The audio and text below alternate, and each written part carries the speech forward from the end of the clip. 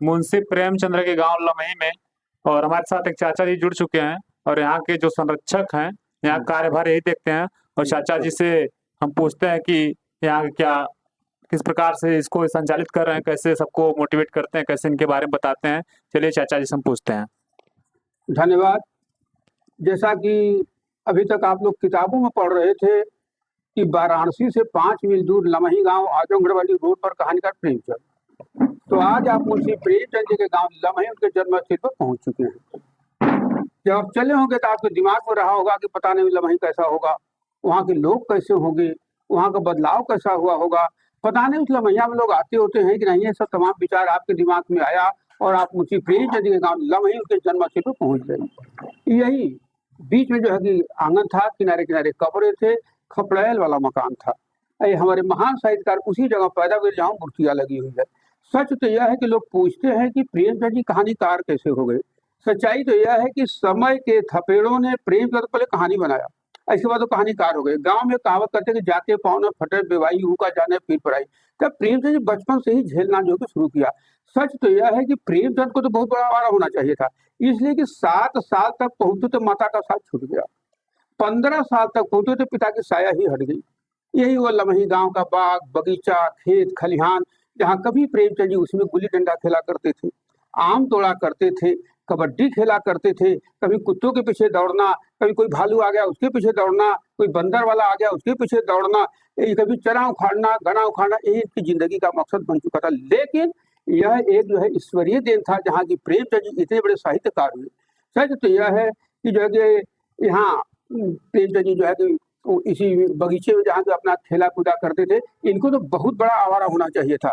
जैसा कि हमने बताया कि बचपन में ही जो है कि माँ चली गई, पिताजी चले गए उधर। लेकिन हम लोगों को क्या पता, हम लोग तो जानते कि वाल्मीकि एक ऐसे आवारा थे जो कि इतने बड़े रामायण की रचना की। लेकिन हम लमही ग्रामवासियों को नहीं पता था कि हमारे लमही में वैसे वाल्मीकि पैदा हो चुके हैं जो कि इतने बड़े साहित्य की रचना करके आज हमारे भारत में भारत सीमा को भी पार कर चुके हैं। हमारा भारतवर्ष इतिहास के पन्नों से भरा पड़ा है।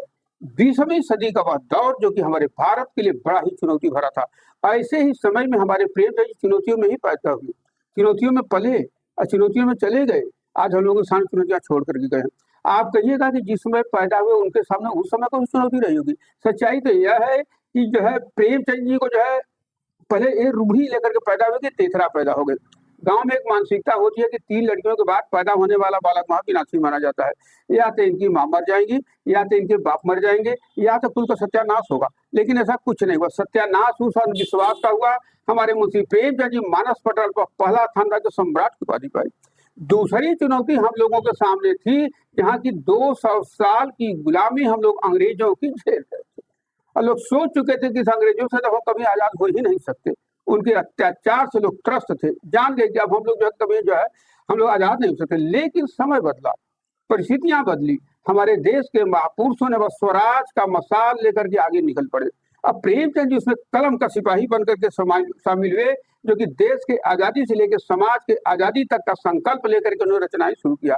देश के आजादी के लिए लिखा सोजे वतन, वो 5 कहानियों का संग्रह है जिसमें दुनिया का सबसे अनमोल रतन, शेख मखमूर यही मेरा वतन है, सो का पुरस्कार, संसाई पर देश पे। पहली ही कहानी की एक ही पंक्ति ने अंग्रेजों की बुनियादें हिला दी कि खून का वह आखिरी कतरा जो वतन की हिफाजत में गिरे वही दुनिया का सबसे अनमोल चीज है।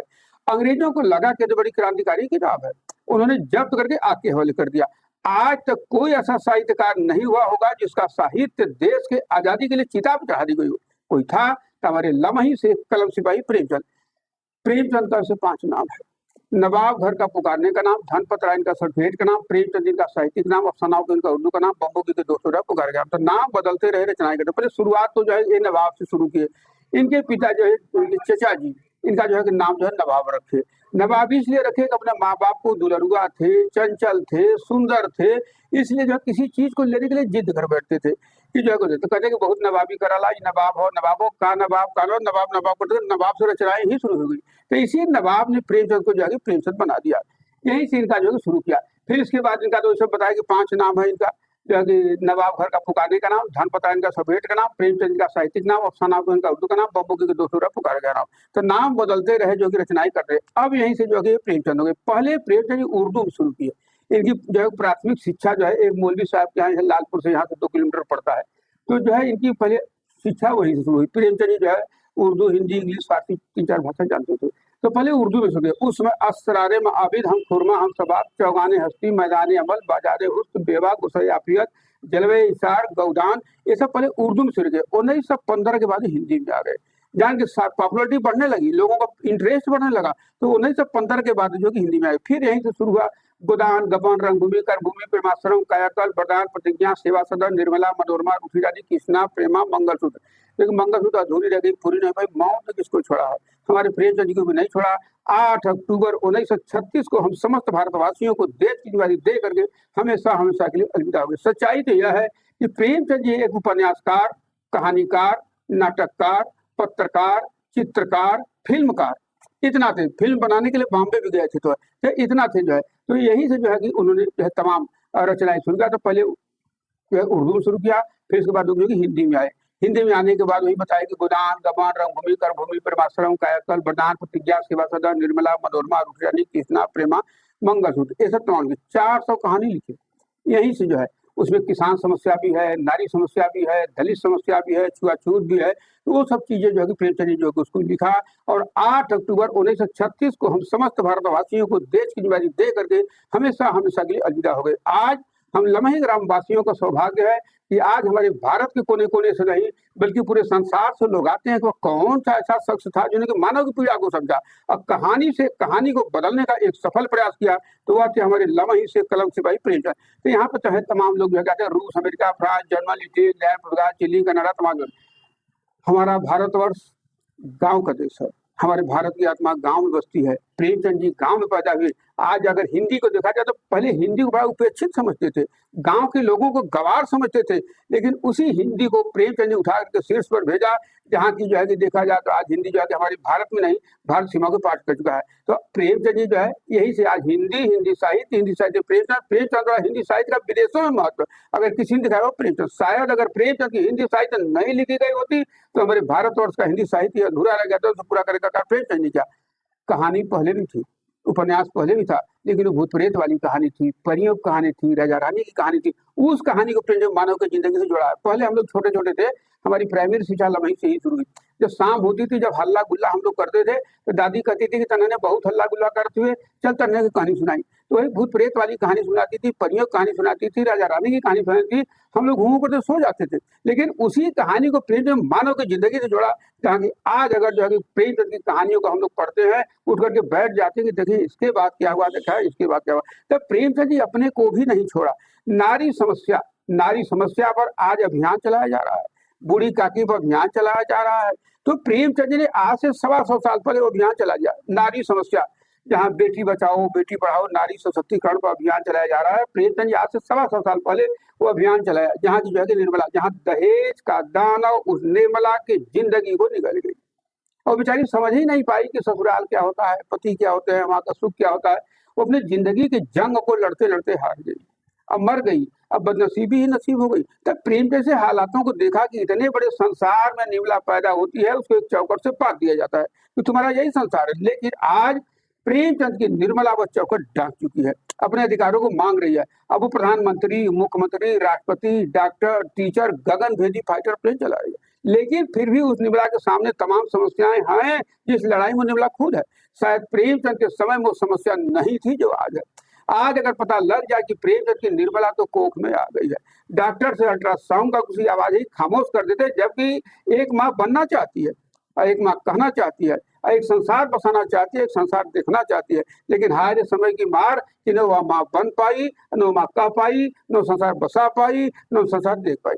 गुनाह करता है कोई और, लेकिन गुनाहगार होता है कोई और। जा करके अगर निर्मला के दर्द को जानना तो जाके निर्मला के बाप से पूछिए, जहाँ की उस बिटिया ने सीने पर किलकारियां मार करके खेली और सारी दुआएं जो है कि डाल के उसके जो है कि नई दुनिया के लिए विदा किया और माँ के आंचल से चीर करके छुड़ाई गई। आज हर बाप इसका सच में पड़ा हुआ कि हमारी बिटिया कहाँ चली गई। हमारी जो है कि बिटिया के पास अपना चलता रहूंगा, वहां नहीं पहुंच सकता, मैं जिंदगी भर इंतजार करता हूँ, उससे नहीं मिल सकता। तो प्रेम से हालातों को देखा, उसको दूर करने का एक सफल प्रयास किया। इसी तरह से कोई घर ऐसा बाकी नहीं है जैसे कि प्रेम की बूढ़ी काकी ना हो। बूढ़ी काकी जिसके दौलत तो लोग राज करते हैं, वही बुढ़िया किसी सीढ़ी के नीचे या किसी टूटी हुई झोपड़ी में खामोश तस्वीर की तरह बैठी रहती है। ए बच्ची, वो तो ऐसा पनिया दे देते लाल जैसे पनिया देता चुप रहा था कुछ लगा ला जहाँ एक जिंदगी चाहती थी अब वो भगवान से मौत मांग रही है। जो हमारे घर की आबरू थी आज आबरू को ही घर से निकाल दिया गया। जो दादी कभी हम लोगों को कहानियां सुनाती थी आज वो दादी की कहानी सुनाई जाती है। जो दादी कभी हम लोगों को दुआएं देती थी आज वो बददुआओं में जी रही है। आज वो विधवा आश्रम वृद्धा आश्रम जाने के लिए मजबूर हो रही है, एकांत में बैठी रहती है, अपने को कोशिश की आज अगर हमारा रमू रहा था तो आज हमें दूरदीन देखा कि न मिला। तो वो चीजें जो है प्रेमचंद जी अपने आंखों से देखा, उसको दूर करने का एक सफल प्रयास किया। हमारे प्रेमचंद को सम्राट की उपाधि से हमारे शरद बाबू बंगाल के उन्होंने उनको सम्राट की उपाधि जो है संबोधित किया था। वो है सेवा सदन। हमारे बनारस से जो है दाल मंडी से कहानी लिखी गई थी, जहाँ की हमारा हफ्ते में 10 दिन पर आना जाना लगा था किताबों के लिए, मैं जाता रहता हूँ तो वहां से मैं गुजरता हूँ। वही प्रेमचंद का समय याद आता है कि क्या वह समय रहा होगा जहाँ से कि प्रेमचंद जी कभी यहाँ आते थे, जहाँ की एक दरोगा की सुमन बिटिया सुमन पाई गई। हालात वही है दहेज, जहाँ के दरोगा बेचारे जो ईमानदार थे, घूस वूस नहीं लेते थे। लेकिन एक ऐसा समय आया कि बेटी की शादी के लिए लोग बड़े बड़े मुंह बांधने लगे, तमाम इच्छाएं जो है जाहिर करने लगे, तो उन्हें जो है कि वो मजबूर हो गए बेचारे। एक जगह से उन्होंने जो है कि घूस लिया। हंस यह हुआ कि बिटिया की शादी के लिए दरवाजे पर जो है कि पहुंची बारात वापस हो गई, और जहाँ की पूरे जो है कि वहां पर फोर्स पहुंच करके उनको गिरफ्तार किया, उठा करके जेल में। अब उनका परिवार जो है पूरा जो है तितर बितर हो गया। अब बेटियों की शादी इस तरह से किसी न किसी रूप में जो है हुआ। लेकिन आगे चल करके जहाँ की एक दरोगा की सुमन बिटिया जहाँ सुमन बाई बनने के लिए जो कि हालात सोचे से मजबूर हो गई, वहां पर जहाँ किया है जहाँ की कभी वही लाडली थी कि जो है कि अपने पिता से मांग करती कि पापा हमको छागल चाहिए, पायल चाहिए। वही पापा ला करके देते थे। आंगन में पटक पटक के चलती थी, निहाल होती थी। लेकिन जमाने ने उसको एक दिन घुघरू बांध करके तवायफ के कोठे तक पहुंचने के लिए मजबूर कर दिया। वही बिटिया थी जहाँ की अपने पिता से कभी मांग करती थी कि पापा हमको जो है कि खिलौना चाहिए। आंगन खिलौने से भर जाता था इसलिए कि अपने बाप की लाडली थी। लेकिन हाय रे जमाना कि एक दिन जो है कि जमाने ने जमाने के हाथ का खिलौना बना करके तवायफ के कोठे तक पहुंचने के लिए मजबूर कर दिया। प्रेमचंद का सर्वश्रेष्ठ उपन्यास गोदान और सर्वश्रेष्ठ कहानी कफन। लोग पूछते हैं कि क्या है कि उसमें जो वो अंत में जो कि लिखे थे गोदान जो है, तो अगर हमारे भारत को जानना है आप गोदान पढ़ लीजिए। आप पूरा भारत जो है कि देख रहे हैं। उसमें विधवा विवाह, अंतरजातीय विवाह, गांव से लेकर के महल तक, झोपड़ी से लेकर शहर तक, ये जब तमाम उसमें जो उन्होंने विधवा विवाह, अंतरजातीय विवाह, प्रेम प्रपंच तमाम उसमें जो उन्होंने दिखाया है। तो अगर हमारे प्रेमचंद के साहित्य को देखना है, हमारे भारत को देखना है, तो उस गोदान से शायद बढ़ करके जो है कोई नहीं बताता। अगर हमारे भारत के जो है तस्वीर और तस्वीर को देखना है तो उनके साहित्य से बढ़ करके कोई नहीं बताता।